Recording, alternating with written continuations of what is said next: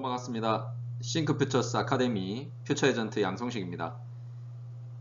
이번 강의는 벤치마킹의 시대는 끝났다. 퓨처마킹하라 라는 주제로 강의를 진행하도록 하겠습니다. 먼저 기업의 수명이 짧아지는 이유가 무엇인가에 대해서 한번 살펴보겠습니다. 예전에 이제 자료긴 하지만 하버드 비즈니스 리뷰 자료에 따르면 기업의 수명이 점점 짧아지고 있다라는 데이터를 예전에 발표한 적이 있습니다. 근데 기업의 수명이 짧아지는 이유는 커져만 가는 복잡성에 적절하게 대응하지 못했기 때문이다 라고 되어 있습니다. 자, 뭐 이 말은 뜻은 결국은 세상은 점점 우리가 복잡해지고 뭐 산업 환경도 그렇죠. 산업 환경도 경쟁이 심해지면서 이제 서로 영역이 사실은 파괴되고 있죠. 파괴되고 있고, 여러분 애플도 컴퓨터를 만들던 컴퓨터 제조사였지만 결국은 스마트폰 시장으로 들어오면서 핸드폰 업체들을 위기로 빠뜨린 그런 이제 기업입니다. 그래서 기업의 영역도 점점 허물어지고 있고, 그리고 글로벌화되는 기업들이 많다 보니까 점점 이제 글로벌한 상황에 따라서 변수가 많아지기 시작하죠. 변수가. 그래서 우리가 흔히 이 연결이 심해지고 그리고 복잡성이 커지면 변수가 많아집니다. 변수. 그래서 변수가 많아지다 보니까 당연히 우리가 닥칠 수 있는 위기도 많아질 수밖에 없죠. 그런데 그러면 이 변수들, 다양한 변수들에 대해서 대응을 할 수 있어야 결국은 생존이 가능하다는 겁니다. 근데 이런 다양한 변수에 대해서 내가 대응을 하려면 실제로 미래에 대한 예측을 정말 다양하게 해봐야 되겠죠. 그러니까 내가 눈에 보이는 변수만 보면 안 되고, 눈에 보이는 위기만 보면 안 되고, 보다 폭넓게 산업 환경을 보면서 보다 폭넓게 비즈니스를 관찰하면서 생길 수도 있는 다양한 위기, 거기에 대응을 하지 않으면 결국은 뭐 생존이 어렵다는 겁니다. 그래서 연결성이 커지고 복잡성이 커지면은 변수가 많아지고, 변수가 많아지니까 미래에 대한 불확실성이 커지고, 그러면 당연히 우리가 미래를 예측할 때는 다양한 가능성, 그러니까 어떤 한 사람의 의견이 아니라 조직의 많은 사람들의 의견도 들어봐야 되고, 이 사람은 이걸 보지 못하지만 이 사람은 저걸 볼 수도 있죠. 그래서 우리가 집단지성이 되게 중요하다고 얘기하는 이유도 결국은 다양한 가능성을 봐야 되기 때문에 다양한 사고, 그리고 다양성이 있어야만 그런 다양한 미래의 위기도 볼 수 있다는 겁니다. 그리고 기회도 마찬가지죠. 다양한 미래에 대한 질문을 할 수 있어야만 남들이 보지 못하는 새로운 기회, 그리고 새로운 어떤 산업을 또 볼 수가 있겠죠. 어쨌든 기업의 수명이 짧아지는 이유도 미래를 예측하지 못했기 때문이다. 그러니까 복잡성에 적절하게 대응하지 못했기 때문이다. 이게 이제 원인으로 이제 이렇게 연구된 자료가 있습니다. 자, 그리고 앞으로 제가 이제 퓨처 마킹을 해야 된다라고 하는 이유는, 물론 저도 그렇게 이제 생각을 하고 있고, 예전에 이제 우리가 유명한 경영학자 중에 톰 피터스라는 분이 이제 벤치마킹의 시대는 끝났다, 퓨처 마킹의 시대가 왔다, 이런 얘기를 했었어요. 그래서 이때부터 이제 퓨처 마킹이라는 얘기를 이제 쓰기 시작한 건데, 뭐 사실 이제 퓨처 마킹에 대해서 이 톰 피터스 경영학자가 정확하게 개념을 설명하거나 뭐 이렇게 해놓은 건 없습니다. 그래서 이제 퓨처 마킹이라는 말을 이제 표현을 했던 건데, 저는 이제 최근에 제가 쓴 책에 이 퓨처 마킹을 제 나름대로 벤치마킹과 비교를 해서 좀 정리를 했어요. 개념을 정리를 해놨는데, 그걸 이제 오늘 같이 한번 살펴볼 겁니다. 어쨌든 톰 피터스라는 경영학자가 먼저 이 말을 사용한 건 사실입니다. 그리고 엘빈 토플러, 미래학자 엘빈 토플러가 예전에 한 말 중에 생존기업의 제1법칙은 과거의 성공을 미래의 가장 위험한 요소로 파악하는 것이다. 결국은 과거에 우리가 어떤 뭐 성공한 사례가 있겠지만, 그렇게 해서 지금까지 기업이 잘 생존해 왔겠지만, 그 성공에 빠져 있거나 거기에 심취해서 거기에 취해 있다 보면 결국은 미래에 또 다양한 위기나 기회를 보지 못하고 힘든 상황이 올 수도 있다라는 거죠. 그래서 세상은 어차피 빠르게 지금 변하는 초변화의 시대이기 때문에 끊임없이 계속 우리가 미래를 먼저 예측하고, 내가 지금 하고 있는 사업을 내가 먼저 없앨 수 있는 아이디어를 내지 못하면 뭐 다른 누군가에 의해서 그 아이디어가 짓밟힐 수도 있는 그런 이제 상황이 올 수 있는 거죠. 그래서 결국은 내가 이걸로 성공했지만 결국 그걸 내가 깨부셔야 되는 겁니다. 그래서 계속 끊임없이 변화하고 혁신하고 해야 되는 거죠. 예전에는 우리가 적자 생존의 시대라고 했죠. 적자 생존의 시대는 말 그대로 변화하는 걸 보면서 내가 적응해 나가는 거예요. 적응. 그러니까 적응을 잘하면 생존한다는 거였죠. 이거는 이제 변화가 그렇게 빠르지 않던 시대. 근데 이제 변화가 워낙 지금 빨라지고 있고 기술의 발전도 빠르다 보니까 그리고 여러 가지 이제 불확실성이 커지고 있죠. 뭐 전염병도 그렇고 환경도 그렇고 이런 다양한 우리가 불확실성, 그러니까 예전에 우리가 경험하지 못했던 변수들이 많이 생기고 있기 때문에 끊임없이 우리가 이제는 그 미래를 먼저 예측하고 먼저 변화하고 먼저 혁신할 수 있는 그런 조직 그리고 그런 개인이 되지 않으면 앞으로 이제 힘들다는 겁니다. 그래서 이제 적자 생존은 어떻게 보면 벤치마킹이라고 보시면 돼요. 벤치마킹. 왜냐하면 벤치마킹은 우리가 대부분 다른 데서 어떻게 하는지를 보고 사례를 기반으로 참고해서 우리도 따라가는 거죠. 근데 이제 속자 생존은 벤치마킹이 아니라 내가 먼저 미래를 만들어야 돼요. 그래서 이제 이거를 우리는 퓨처 마킹이라고 하는 겁니다. 그래서 이제 이걸 여러분이 이제 이해를 하시고 벤치마킹을 할 것인가, 퓨처 마킹을 할 것인가. 물론 벤치마킹을 하지 말라는 건 아닙니다. 벤치마킹이 필요할 땐 벤치마킹을 해야 되지만 벤치마킹만 하는 조직, 벤치마킹만 하는 개인은 힘들어질 수 있다는 거죠. 그리고 그런 국가도 앞으로 선진국으로 우리가 올라서기는 힘든다는 겁니다. 자, 그래서 제가 퓨처 마킹이라는 말을 개념을 정리를 좀 해봤습니다. 제 나름대로 오랫동안 이런 미래학을 공부하고 미래를 예측하는 어떤 미래학자들의 사고법을 공부하면서 그리고 최근에 글로벌한 패러다임의 변화를 보면서 이 퓨처 마킹은 도대체 그러면 개념이 무엇인가?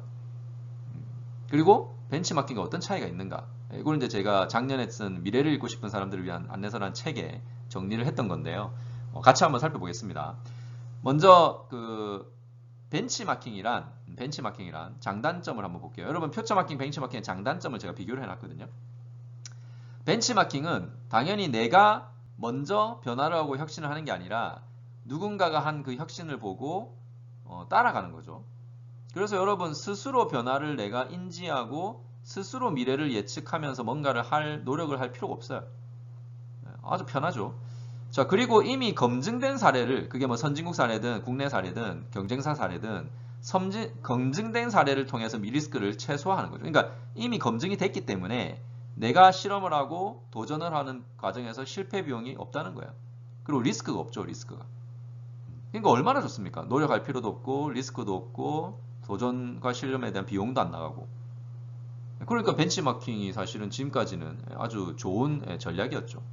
근데 단점은 이게 변화가 느릴 때는 내가 그걸 보면서 빠르게 쫓아가가지고 이제 패스트 팔로우라고 그러죠. 빠르게 쫓아가서 그 시장에서 나도 좀 뭔가 콩고물 떨어지는 걸 먹으면 돼요.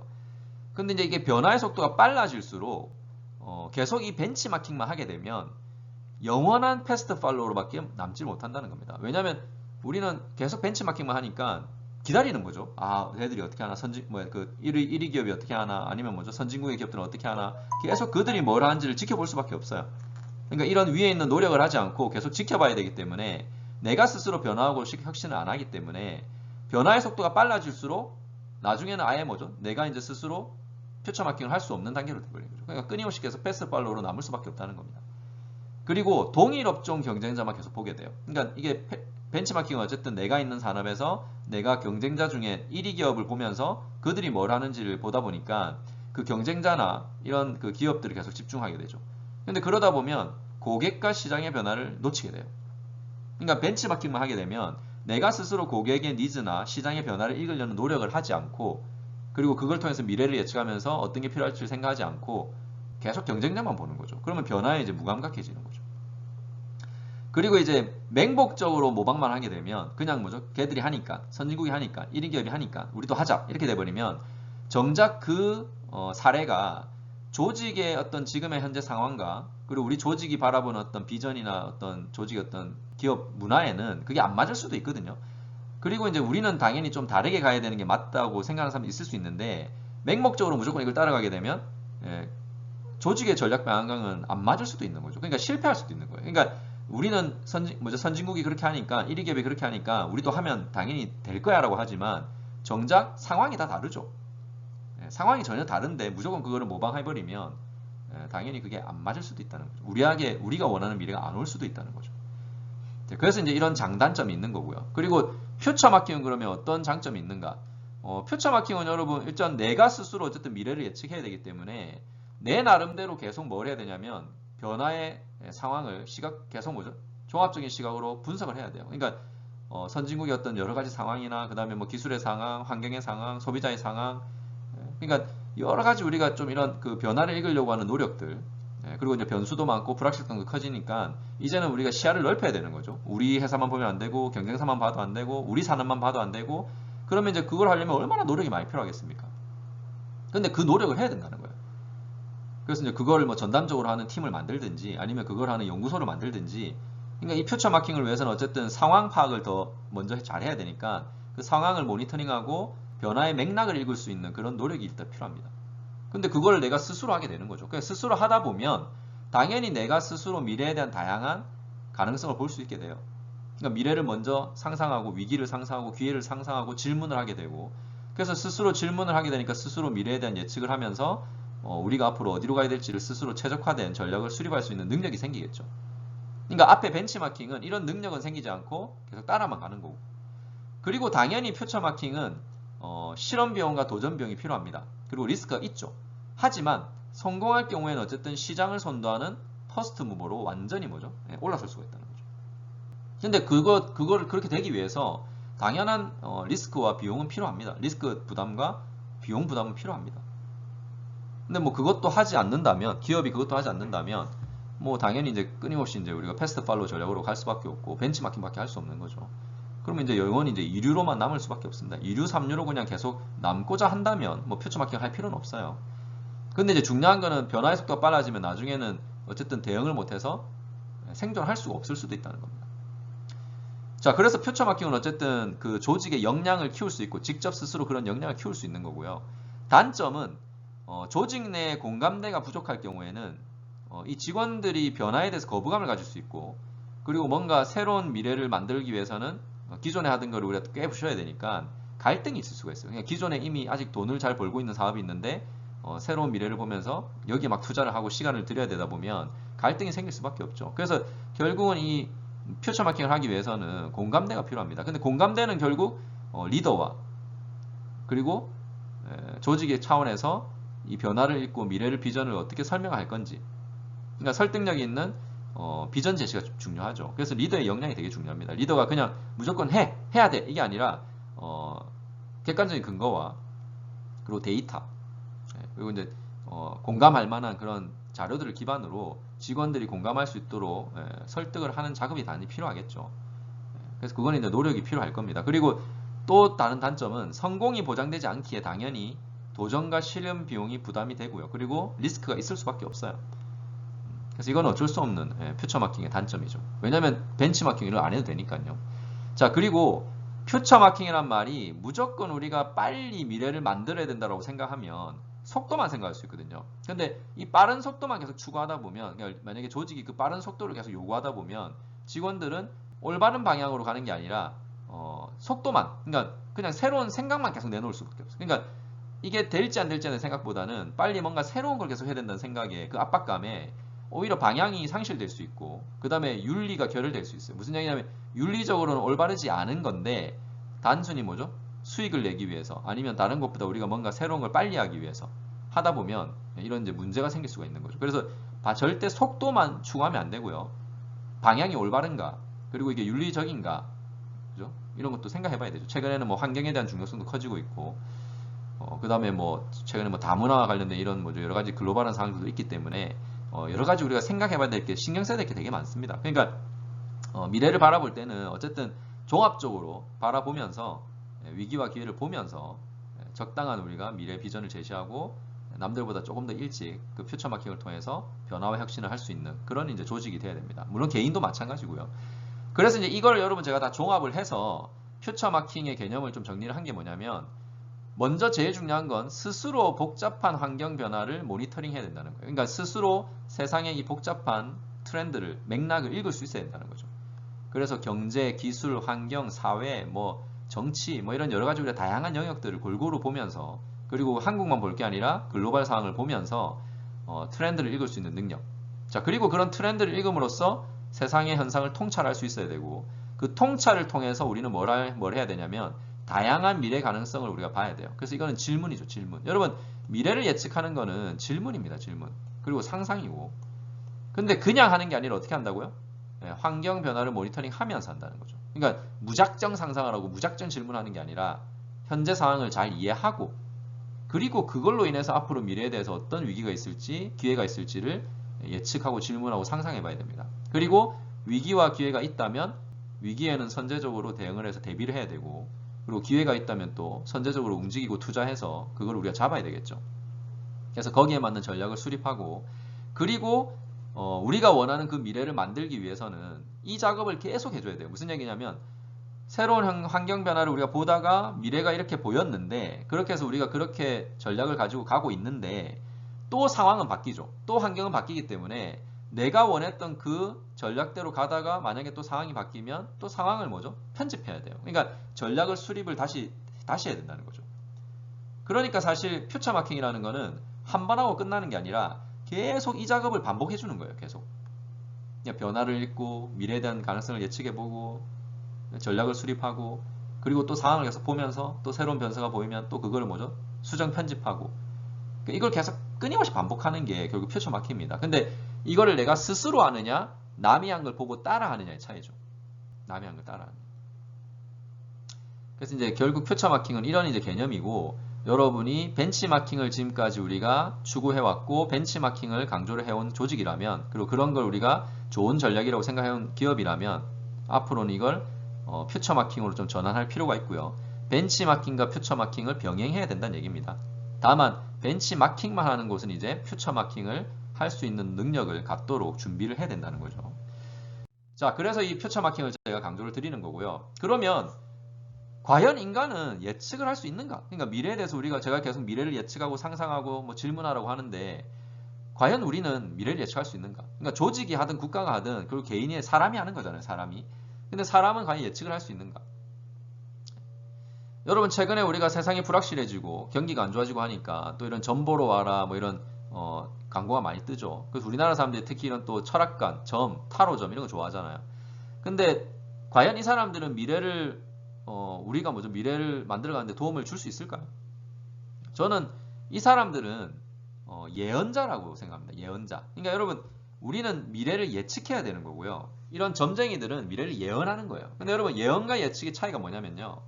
예언은 여기 보시면 예언은 뛰어난 예지력을 가진 사람이 결정론적 시각에서 미래에 관해서 던지는 주관적 진술이다. 여러분 결정론적이라는 건요. 미래가 정해져 있다고 생각하는 거예요. 미래가. 그래서 이런 사람들은 우리가 점 보러 가면 이렇게 하죠. 미래를 두 개로 딱 나눠서 얘기합니다. 좋은 미래든 아니면 나쁜 미래밖에 얘기 안 해요. 그러니까 나쁜 미래 아니면 좋은 미래밖에 얘기 안 하죠. 그러니까 앞으로 당신 미래는 이렇게 될 거야 라고 할 때 좋아질 거야 아니면 나빠질 거야 이게 두 개밖에 없습니다. 근데 여러분 좋은 얘기를 들으면 어떻게 될까요? 그렇게 될지 안 될지도 모르는데 좋은 얘기를 들으면 사람은 나태해집니다. 왜? 나는 어차피 그렇게 될 거니까. 그리고 나쁜 얘기를 들으면요. 굳이 그걸 생각 안 해도 되는데 이것 때문에 심란해지죠. 그러니까 안 해도 되는 또 걱정을 해야 돼요.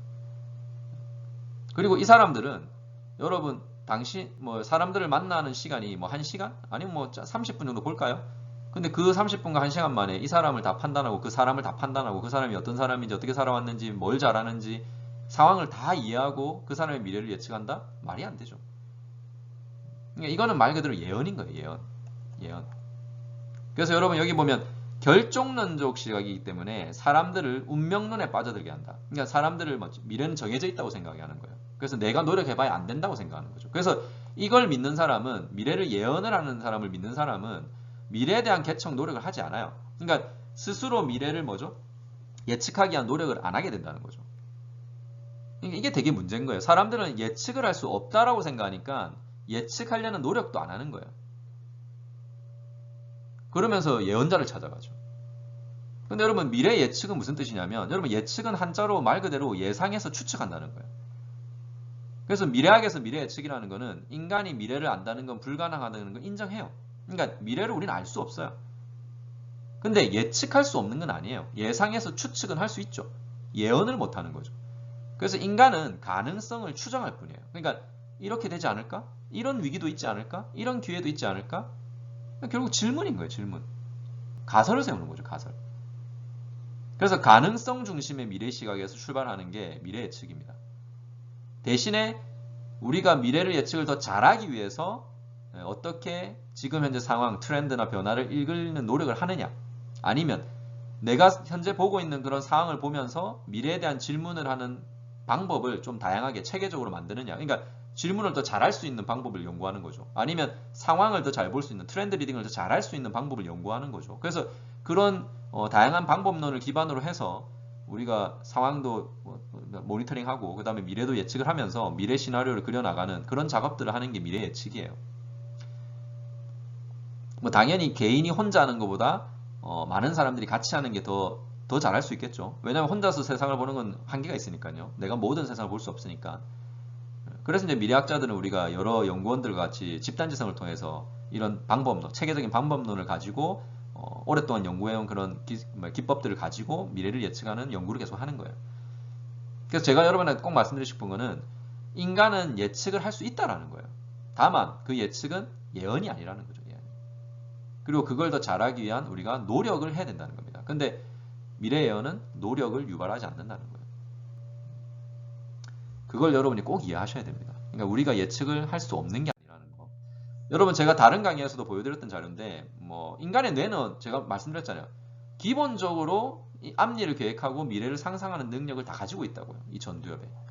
그러니까 우리가 해줄 거는 이 세 가지 영역에서 오감을 통해서 시대의 상황을 읽을 수 있는 노력, 그러니까 시대의 상황을 읽을 수 있는 학습, 트렌드 리딩, 모니터링, 보다 폭넓은 상황을 볼 수 있는 노력, 그걸 이제 해주는 게 우리가 할 일이라는 거죠. 그걸 하는 노력을 하지 않으면 이 전두엽의 이 능력은 올라가지가 않습니다. 그러니까 떨어지겠죠.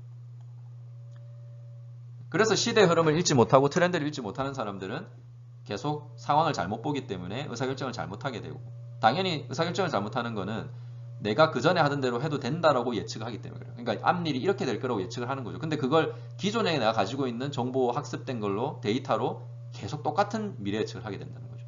세상은 계속 바뀌는데. 결국 여러분이 어떤 노력을 해야 될지를 한번 잘 생각해 보십시오. 그러면 여러분이 그 해줘야 되는 노력만 해주시면 뇌의 이 능력은 계속 올라가게 돼 있어요. 근데 뭐 잘 하다가도 또 노력이 부족해지면 당연히 그 능력은 떨어지겠죠. 그래서 저도 20년 동안 계속 미래학을 공부하고 트렌드 공부를 하고 계속 뭐 다양한 걸 공부하고 있지만 저도 가끔은 귀찮고 힘들 때는 나태해집니다. 나태해지고 하다 보니까 한 번씩 또 트렌드를 우리가 놓칠 수도 있어요. 저도 뭐 그래서 완벽하게 제가 미래를 뭐 예측해서 맞추고 이런 건 절대 못합니다. 다만 제가 할 수 있는 한에서 최대한 노력을 하는 거예요. 그리고 의사결정을 하고 미래 예측을 하면서 의사결정을 하고 저도 틀릴 수도 있어요. 틀릴 수도 있지만 그래도 일반적인 사람들보다는 그 확률이 높아진다는 거죠. 제가 원하는 미래를 만들어가는 확률이 높아진다는 거죠. 제가 20년 동안 살아와 보니까 그래요. 자, 여러분 마지막으로 여기 이론물리학자 미치오 카쿠라는 분이 쓴 책 중에 마음의 미래가 있습니다. 근데 이 마음의 미래에 보면 이런 내용이 나오거든요. 물리학적 관점의 의식이란 무엇인가? 여러분 이제 인공지능 공부를 하다 보면 우리가 뇌과학을 또 공부하게 됩니다. 그래서 이건 뇌과학에 대한 얘기도 다 들어있는 건데 여기 물리학적 관점의 의식이 뭐냐면요. 의식이란 목적, 그러니까 우리가 원하는 뭐 음식, 그 다음에 집, 그 다음에 짝짝이 이런 건데, 그러니까 예를 들면 어떤 음식을 먹을 건가, 그리고 어떤 집을 뭐 살 건가, 어디다 투자할 건가, 그 다음에 뭐 짝은 내가 어떤 짝을 고를 건가, 뭐 이런 여러 가지 우리가 어떤 목적이 있죠. 인간은 내가 원하는 그 목적을 달성하기 위해서, 원하는 미래를 만들기 위해서 뭔가를 하는 거잖아요. 근데 그 목적을 이루기 위해서, 결국 내가 원하는 미래를 만들기 위해서 다양한 변수로 이루어진 다중 피드백 회로를 이용해서 이 세 개의 모형을 만들어내는 과정이다. 그러니까 의식이라는 건 이런 거라는 거예요. 근데 여러분 되게 말이 어렵죠. 근데 여러분 이걸 그냥 쉽게 제가 말씀드리면 사람들은 자기가 머릿속에 그리는 세 개의 모형대로 의사결정을 하게 되어 있어요. 무슨 얘기냐면 내가 보는 세상이 예를 들면 이렇게 보이는 사람하고 내가 보는 세상이 이렇게 보는 사람하고는 세상을 보는 게 다르기 때문에 보이는 세상이 다르기 때문에 당연히 의사결정이 달라져요. 그러니까 여기 다중 피드백 회로라는 거는 내가 얼마나 다양한 관심을 가지고 다양한 영역을 보고 세상의 상황을 더 골고루 보려는 노력을 하느냐. 그러니까 다중 피드백 회로. 그러니까 피드백 회로라는 건 머릿속에 계속 내가 정보를 공급해주는 그 피드백 회로가 여러 개라는 거죠. 여러 개. 근데 이게 많으면 많을수록 당연히 세상의 상황을 더 잘 볼 수 있고, 그죠? 그 다음에 또 뭐 사람에 대해서 이해도 더 잘 할 수 있고. 그러니까 여러분 사람을 볼 때도 우리가 내가 최근에 뭐죠? 잠깐 본 그 사람의 정보만 가지고 하는 거랑 그 사람의 미래도, 과거도 보고, 그 다음에 그 사람의 주변의 사람도 보고, 그죠? 그 사람의 부모도 보고 이런 걸 여러 가지를 보고 그 사람을 판단하는 거랑 다르죠. 그래서 이 피드백 회로, 다중 피드백 회로를 이용해서 개인이 자기 머릿속에 그리는 세계의 모형, 어떤 사람의 모형, 이 가치관에 따라서, 그러니까 결국 세상을 보는 시각에 따라서 사람의 목적을 달성하는 능력은 달라진다는 거예요. 그래서 일단 그게 물리학적 관점의 의식이라는 거고, 인간의 의식이라는 거고, 그래서 이 세계의 모형을 어떻게 만들어내느냐에 따라서 사람들의 의사결정도 달라지고, 그들이 만들어가는 미래도 달라진다는 거죠. 목적 달성을 하는 능력도 달라진다는 거죠. 자, 그리고 여기 보면 시공간 의식 이론이 있는데, 인간의 의식은 이 여러 개의 피드백 회로, 그러니까 지금 말했던 이 피드백 회로, 패드백이 아니라 피드백 회로입니다.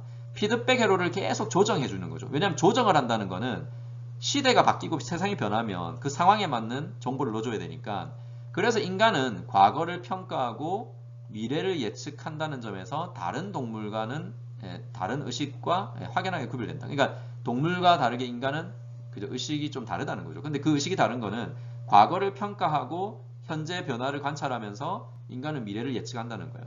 그렇게 해서 계속 그 정보를 피드백 회로를 계속 조정해 주는 거죠. 그러니까 조정을 해줘야만 올바른 의식을 가질 수 있다는 거죠. 그래서 여기 밑에 보면 과거에서 미래로 시간이 흐름에 따라 그 모형이 어떻게 변화하는지도 예측할 수 있다. 인간의 의식은. 근데 이걸 하려면 노력을 해줘야 되는데 어떤 노력을 해줘야 되느냐? 수많은 피드백 회로를 조정하고 값을 매길 수 있어야 된다. 바로 업데이트죠. 업데이트.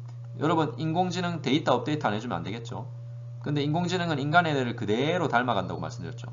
그래서 인간도 결국 끊임없이 수많은 피드백 회로를 통해서 데이터 값을 업데이트 해줘야만 올바른 의식을 가질 수 있고 상황을 올바로 볼 수 있고 세계의 모형을 올바로 만들어낼 수 있어요. 그래야만 의사결정을 잘할 수 있고 그래야만 미래 예측을 더 올바르게 할 수 있고 그 다음에 의사결정을 잘할 수 있고 원하는 미래를 만들 수 있죠. 근데 이게 인간이고 그 인간들이 일하는 조직도 마찬가지겠죠. 그러면 결국 그 조직의 개개인들이 이런 능력을 키우기 위한 노력을 하시는 분들이 많으면 당연히 그 조직의 미래는 밝을 거고요. 근데 조직이 그런 능력이 떨어진다면, 그런 조직이 떨어지는 인재만 가지고 있다면 당연히 세상을 보는 모형이 올바로 만들어지지 않을 겁니다. 자, 제가 오늘 말씀드린 내용들 충분히 이해를 하셨을 거라고 생각하고요. 부디 벤치 마킹만 하지 마시고 여러분도 이제 스스로 퓨처 마킹할 수 있는 노력을 끊임없이 계속 하시기 바라겠습니다. 오늘 강의 여기서 마치겠습니다. 고맙습니다.